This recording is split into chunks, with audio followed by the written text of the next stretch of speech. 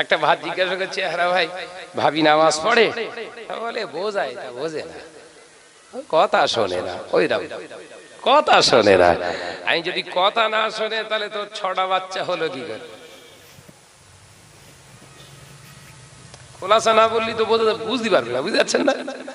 যে বিবিটা তোর বাচ্চা ধারণ করলো 10 মাস 10 দিন পেটে, একটা 3 কেজির ইট কোন মানুষ কিন্তু 5 মাস না 1 মাস বইতে পারে না।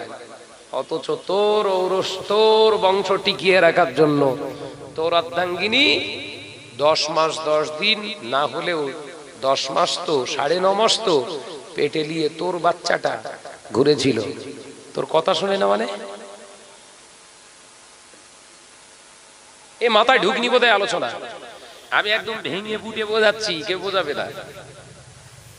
তোর বিবি কথা শোনে না, তাই তো?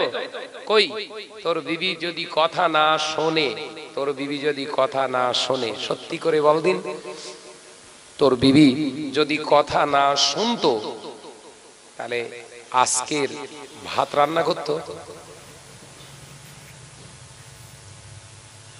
তার মানে কথা শোনে, ওকে সেইভাবে শোনানো হয়নি। দোষ ওর ওপর দিয়ে চাপিয়ে তুই জান্নাতে যাবি? ওর ওপর দিয়ে দোষ দিয়ে তুই জান্নাতে যাবি? রাসূলুল্লাহর জন্য বললেন, যে ঘরের স্ত্রীটা পাকড়াও হবে ওর স্বামীটা নাজাত পাওয়া কঠিন হয়ে যাবে। কথা বুঝতে পারছেন না? যে ঘরের বউ কিয়ামতের দিন পাকড়াও হয়ে যাবে, ওই ঘরের স্বামীটার জন্য জান্নাতে যাওয়া বড় কষ্টকর হয়ে যাবে। কারণ কান টানলে কি আসে? জোরে বলেন দাদা, সামলে চলুন। কথা বুঝাচ্ছেন ভাইরা, আমার নজনেরা, যুবকেরা, ছেলেরা, বাচ্চারা, পর্দানিশিনা মা ও বোনেরা, আল্লাহ নবী দিন ও দুনিয়ার বাদশা হাবিবুল্লাহকে, নবী জনাবে মুহাম্মদুর রাসূলুল্লাহকে সাল্লাল্লাহু আলাইহি ওয়াসাল্লামের পাক বিবি, জীবনের প্রথম অর্ধাঙ্গিনী আম্মা জান হযরতে খাদিজা রাদিয়াল্লাহু তাআলা আনহাকে বিবাহ করলেন। 40 বছরের একজন মহিলাকে জানার এর আগেও আরো 2 জায়গায় বিবাহ হয়েছে। আম্মা জান খাদিজারও বাচ্চা রয়েছে। ও নজনেরা, 25 বছরের একজন নজওয়ান যুবক ছেলে দয়ার নবী হাবিবুল্লাহকে, নবী জনাবে মুহাম্মদুর রাসূলুল্লাহ সাল্লাল্লাহু আলাইহি ওয়াসাল্লাম দয়ার নবী নিজের বিবি হিসাবে স্বীকৃতি দিলেন আম্মা জান খাদিজাকে। দয়ার নবী 25 বছর থেকে একটানা 15 বছর কোন রাতে, কোন দিনে, কোন ভোরের বেলা ওই জাবালে নূর, ওই গারে হেরার ভিতরে 2500 ফিট উঁচু মক্কা জমিনে অবস্থিত ওই পাহাড়ের গুহার ভিতরে দয়ার নবী আল্লাহর সান্নিধ্য, আল্লাহর ইবাদত, আল্লাহর রিজামন্দির জন্য চলে যেতেন। গভীর রাত হয়ে যেত, আম্মা জান সময় সময় রাসূলুল্লাহর জন্য একটু খানা নিয়ে বেরিয়ে পড়তেন। আল্লাহ নবীর খাদ্য খোরাক নিয়ে আম্মা জান খাদিজা বেরিয়ে পড়তেন।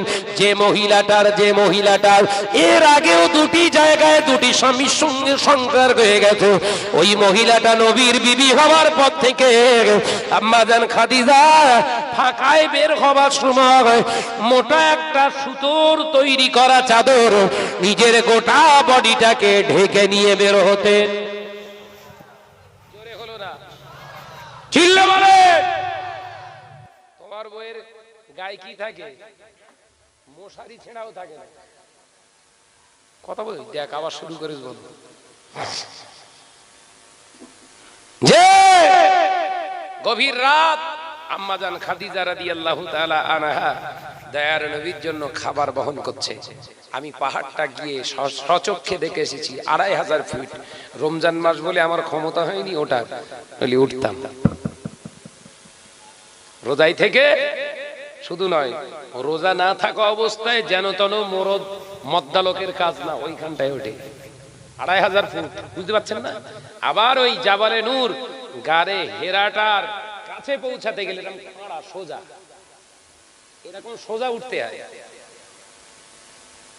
ওই পাহাড়ের গুহায় রাসূলুল্লাহ সাল্লাল্লাহু আলাইহি ওয়াসাল্লাম গারে হেরার ভিতরে সিজদায় ইবাদতে নিমগ্ন।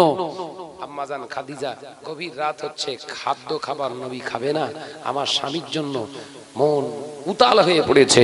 আম্মাজান খাদিজা রাদিয়াল্লাহু তাআলা আনহা খাবার নিয়ে একটা মোটা চাদর মুড়ি দিয়ে, রাত গভীর রাত, মানে মানুষ গভীর রাত হলে হই হই করে বেড়ায় নাকি, যে সময় মানুষ ফাঁকায় থাকার সম্ভাবনা থাকে খুব কম, সেই রকম পজিশনে আম্মাজান খাদিজা গায়ে একটা মোটা চাদর চাপা দিয়ে ওই 2500 ফিট উঁচু পাহাড়ে উঠতে শুরু করতেন। একটু জোরে বলেন, জোরে হবে না? আমাদের ঘরের খাদিজার শুধু ভাত রান্না করে খাওয়াতে হয় বলে হাঁড়িগুলো এত জোরে জোরে ঠুকে বসায়, নিচে ওপরে ওঠে। স্বামীর প্রতি ভালোবাসা। শুধু বলেছে যে এই ঠান্ডায় জলসা শুনতে গিয়েছিলাম, ভাত খাবো, তো তুমি একটু গরম করো না তরকারি। কি জোরে জোরে ঠুকতেছে হাঁড়ি, কথা বুঝাচ্ছেন না? স্বামীর মহব্বতে হাঁড়ি ফাটাচ্ছে। এ খাদিজা সে খাদিজা, আসমান জমিন ফারাক। আম্মাজান খাদিজা রাদিয়াল্লাহু তাআলা আনহা ওই মোটা চাদর নিয়ে যখন এ পাহাড় থেকে ওই পাহাড়, এখান থেকে ওখানে, এ টিলা থেকে ওই টিলা, এরকম করে যেতেন, আল্লাহর রহমতের ফেরেশতারা দেখতেন আর আল্লাহ শুকর আদায় করে বলতেন, আল্লাহ এ আপনার বান্দি সত্যিই পাগল। একবার জোরে বলুন, একবার জোরে হবে না?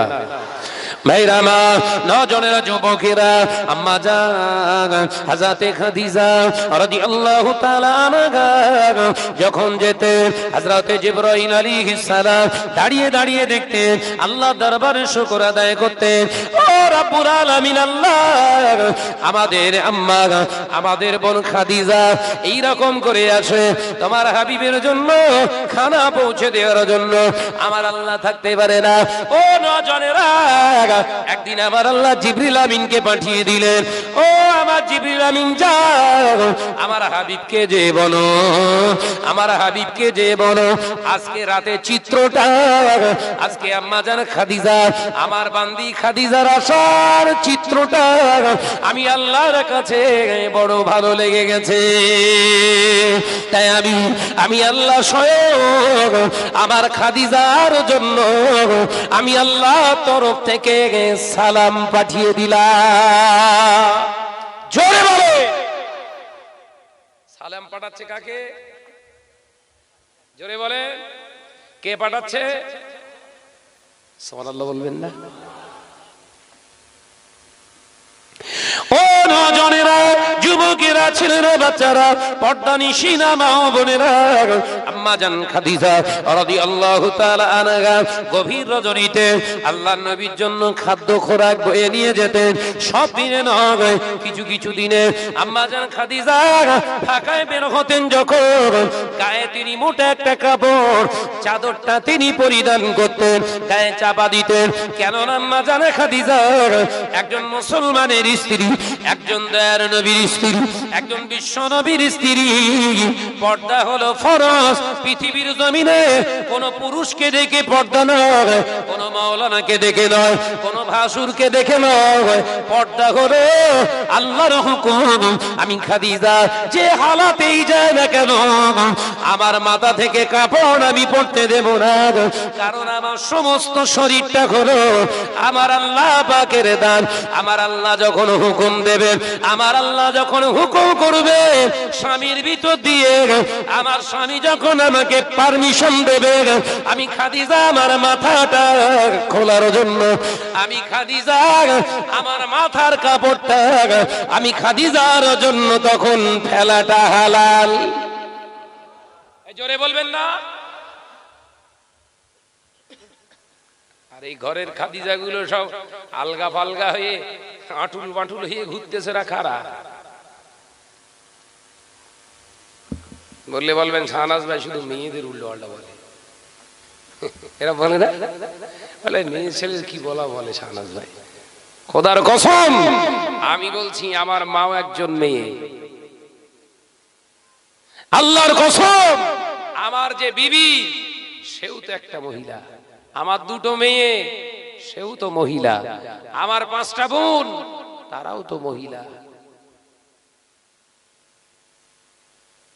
তাদেরও তো গায়ে লাগার কথা।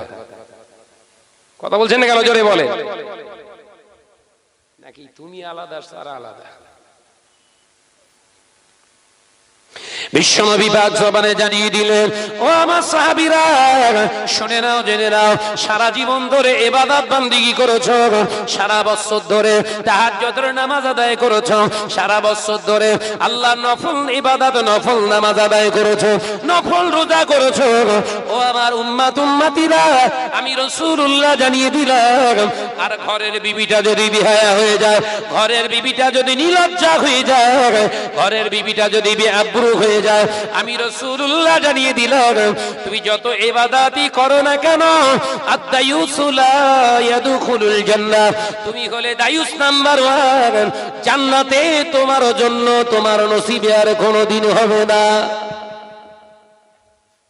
নামাজটাও যেরকম ফরজে আইন, পর্দা হিজাব করাটাও বলেন বলেন বলেন ফরজে আইন। আপনি খানিকটা আসবেন, খানিকটা বার করে রাখবেন, সুস্থ থাকবেন। আপনি তাহলে খরগোশের মতো মনে করছেন, সিংহ তাড়া করেছে, খরগোশ গর্তের ভিতরে খানিকটা মুখ না ঢুকিয়ে দিয়ে বলতেছে আমার আর কেউ দেখতে পাচ্ছে না। কথা বুঝাচ্ছেন না? সিংহের ধরতে অসুবিধা হবে? কথা বলছেন না কেন? সিংহের ধরতে কোনো অসুবিধা হবে না।